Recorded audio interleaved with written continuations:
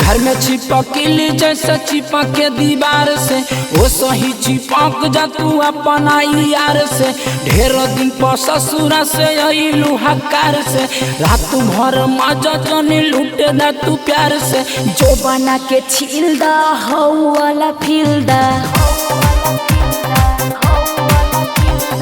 जो बना के छील दा हो वाला ढील दा। घर में चिपकली जैसे चिपक के दीवार से वो सही चिपक जा तू अपना यार से। ढेर दिन पर ससुरा से अइलू हकार से रात भर मजा जनी लूटे दा तू प्यार से। जो बना के छील दा हो वाला फील दा। सुना, जो बना के छील दा हो वाला ढील दा।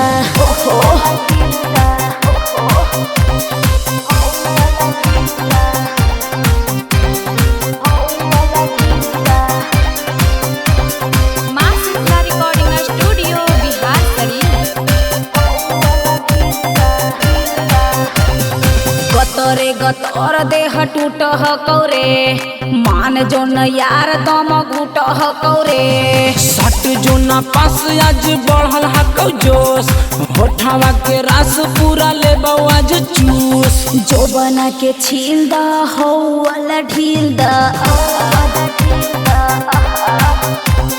थकल बा मिजाज हमर हो वाला फील दा। घर में चिपकली जैसे चिपक के दीवार से वो सही चिपक जा तू अपना यार से। ढेर दिन पर ससुरा से अइलू हकार से रात भर मजा जनी लूटे दा तू प्यार से। जो बना के छील दा हो वाला फील दा, जो बना के छील दा हो वाला ढील दा।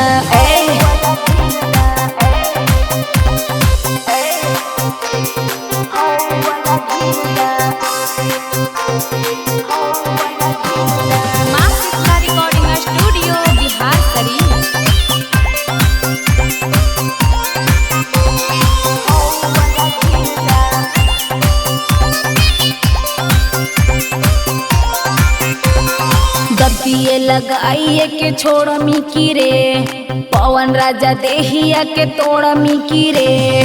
गोरी हो जो रेस मुड करी के फरेस छोड़ तो न आज तोरा राइटर मंजेश।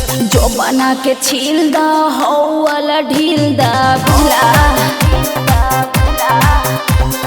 थकल बा मिजाज राजा हो वाला फील दा।